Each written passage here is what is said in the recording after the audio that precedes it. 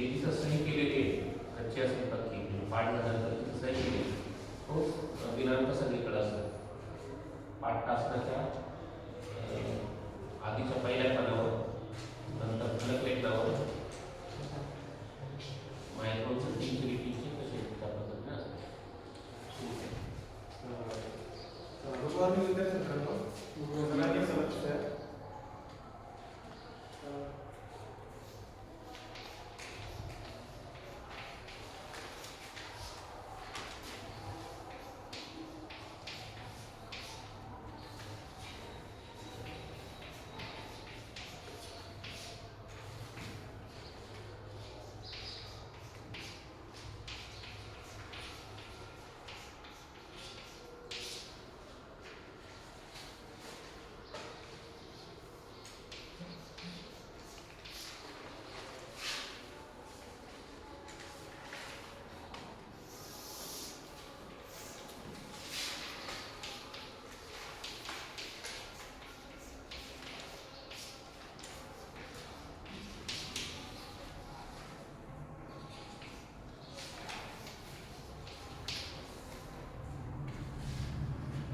चला विद्यार्थी मित्रांनो आता आपण एक छोटासा प्रयोग करू.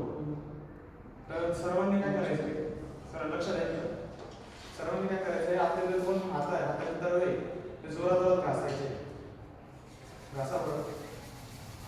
त्यानंतर घासा जोरात घासायचा. घासल्यानंतर आता ते आपल्या गालावर ठेवले. काय काय करायचं गरम लागलं. हा गरम लागलं. गरम लागलं. गरम लागलं बरोबर. गरम लागलं बरोबर आहे. ते अगदी बरोबर तरी नाशिक असतो. तर आता तेच तुम्हाला मी 2 चित्र दाखवतो. तुम्हाला तुम्ही त्या चित्रामध्ये काय दिसलं ते सांगा. यात काय दिसतंय तुम्हाला? मला सांगा उत्तर. पाण्याचा ग्लास. त्यामध्ये काय बरोबर. बरोबर अगदी बरोबर. त्यानंतर हे दुसरं चित्र याच्यात काय दिसतं तुम्ही सांगा. कुकर गॅसवर कुकर त्याच्या बाजूला दूध उकळून. हे 2 चित्र तुम्हाला काय दिसतात? परत अजून एक तुम्हाला सांगतो. आता हे 2 चित्र तुम्हाला राष्ट्र सांगितलं की मला उष्णता म्हणजे गरम लागलं गाण्यावरती. तर तीच म्हणजे आपला आजचाच तोच घटक आहे उष्णता. तर आपण सगळ्यात मोठं उष्णतेचं म्हणजे जे सोर्स आहे तो कोणता आहे बरं सांग. सूर्य. सूर्य अगदी बरोबर. तर सूर्यापासून पण आपण कधी विचार आपण बघतो आपल्या मोठ्या इमारतीवर आपण जे सोलर पॅनल लावतो ते त्याचं उष्णतेपासून आपण काहीतरी ऊर्जा निर्माण करतो बरोबर ना. तसंच आता आपण त्याच उष्णतेचे संक्रमण व उष्णते त्या संक्रमणाचे प्रकार त्याबद्दल आपण जाणून घेऊ. सर ते कधी चुकून दिले का?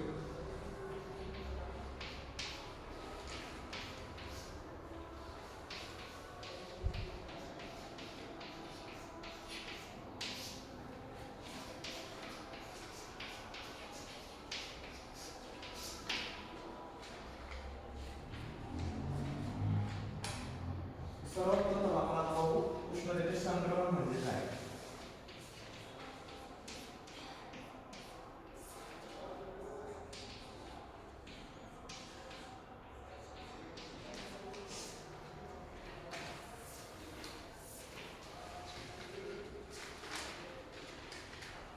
तर आता मी तुम्हाला एक चित्र दाखवलं होतं. त्यामध्ये तुम्ही एक ग्लास बघितला. त्या ग्लासमध्ये काय होते बर्फाचे तुकडे होते बरोबर. तर तुम्ही कधी बघितलंय का जेव्हा आपण ग्लासला जर एका वातावरणामध्ये असं ठेवलं तर त्या ग्लासच्या अवतीभोवती काय तयार होतं पाण्याचे द्रव तयार होतात बरोबर ना. त्यालाच आपण काय म्हणतोय म्हणजे आणखी एक उदाहरण सांगायला गेलं तर मग तुम्ही कधी गरम कधी काही एखादी समजा पाणी गरम केलं आणि त्या ग्लासला जर बाहेर ठेवलं तर त्याला सुद्धा तुम्हाला बाहेर काय दिसतं की त्या बाहेर पाण्याचे द्रव दिसतात.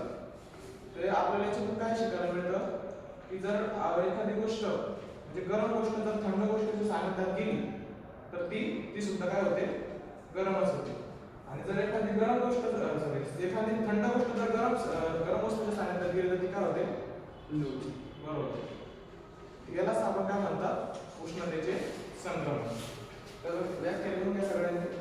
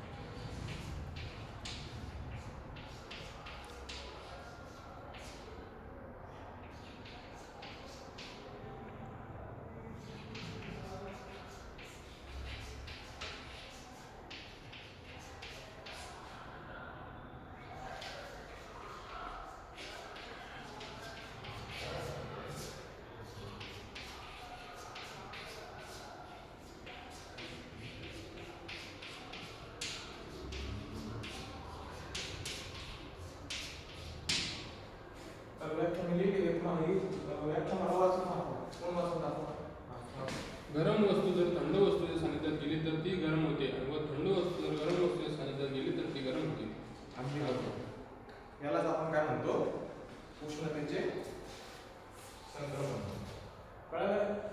आता या उष्णतेचे संक्रमणाचा आपण एक प्रकार बघू. त्याला आपण काय म्हणतो? उष्णतेचे वहन.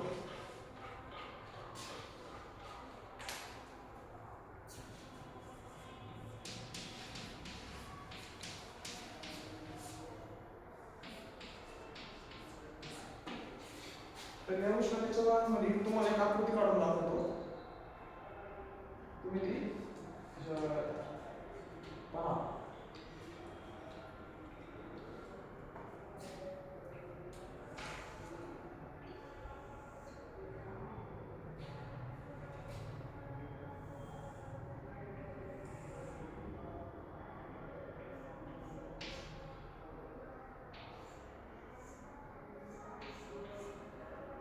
हा काय दिसतोय तुम्हाला?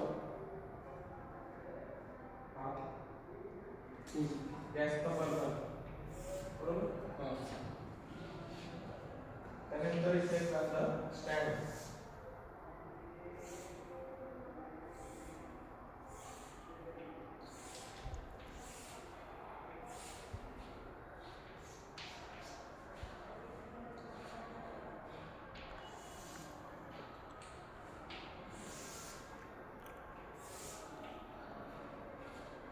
तर हे आहे गॅसचं बर्नर.